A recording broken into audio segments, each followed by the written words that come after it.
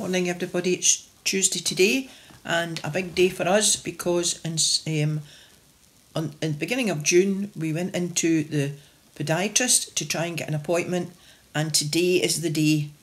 From the beginning of June, this was the first appointment, the 17th of August, we could get for the podiatrist. So the two of us have got an appointment today that we've waited for about 10 weeks. So we will be walking to the podiatrist and dancing home, hopefully. So big day today. Hope everybody's doing okay. It seems to be a dry day today and windy but not very sunny. So hopefully we can get out and about and do the things we want to do. So not much else to report really. Everybody seems to be doing all right. If you could just maybe today think for a wee while and think of a friend in the church you maybe haven't seen for a while, give them a wee phone. People would always be glad to hear from a friend and have a wee chat. So maybe today you could do that. So good news about Lucy. Gwen had let us know yesterday. I know I did say yesterday, but things do seem to be looking good for Lucy at the minute. She started her second course of chemotherapy yesterday, and they're hoping that once the course is done this week, then she might get home for a few days in between the second course and the third course. So that's great news, and Lucy is looking good and keeping herself busy and fighting on. So that's great, and Gwen and Lucy and the family are much appreciative of all the prayers and all the messages that they've had. So that's a great thing, and thanks for doing that everybody, and keep it up. So we have been hearing the story of Daniel, and we started chapter 6 yesterday. I'm going to continue with that today. So I did read to the end of chapter 13 today, but I'm going to start with chapter 13 today. So Daniel chapter 13. Then they said to the Daniel chapter 6 verse 13.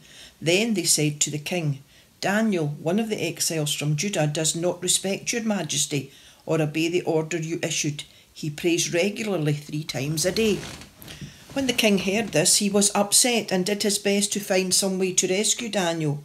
He kept trying until sunset. Then Daniel's enemies came back to the king and said to him, Your Majesty knows that according to the laws of Medes and Persians, no order which the king issues can be changed. So the king gave orders for Daniel to be taken and thrown into the pit filled with lions. He said to Daniel, May your God, whom you serve so loyally, rescue you. A stone was put over the mouth of the pit, and the king placed his own royal seal and the seal of his noblemen on the stone, so that no one could rescue Daniel. Then the king returned to the palace and spent a sleepless night without food or any form of entertainment. At dawn the king got up and hurried to the pit. When he got there he called out anxiously, Daniel, servant of the living God, was the God you serve so loyally able to save you from the lions? Daniel answered, May your majesty live forever. God sent his angel to shut the mouths of the lions so that they would not hurt me. He did this because he knew that I was innocent and because I have not wronged you, your majesty. The king was overjoyed and gave orders for Daniel to be pulled up out of the pit. So they pulled him up and saw that he had not been hurt at all because he trusted God. Then the king gave orders to arrest all those who'd accused Daniel and had them thrown into the pit, together with their wives and children. Before they even reached the bottom of the pit, the lions pounced on them and broke all their bones. Then King Darius wrote to all the people of all nations, races and languages on earth, Greetings! I command that throughout my empire everyone should fear and respect Daniel's God. He is a living God and he will rule forever. His kingdom will never be destroyed and his power will never come to an end. He saves and rescues. He performs wonders and miracles in heaven and on earth. He saved Daniel from being killed by the lions. Daniel prospered during the reign of Darius and the reign of Cyrus the Persian. Amen. And God bless this reading from Daniel chapter 6. So, still no word from Church of Scotland, so we're still on the same rules.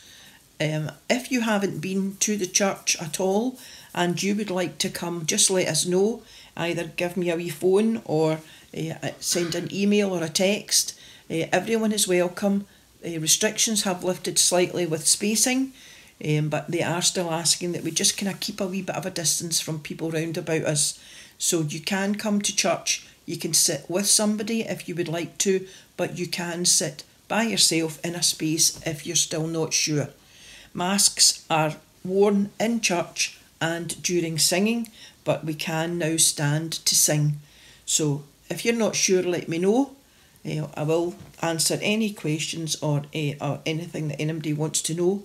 So just give us a wee phone if you want to.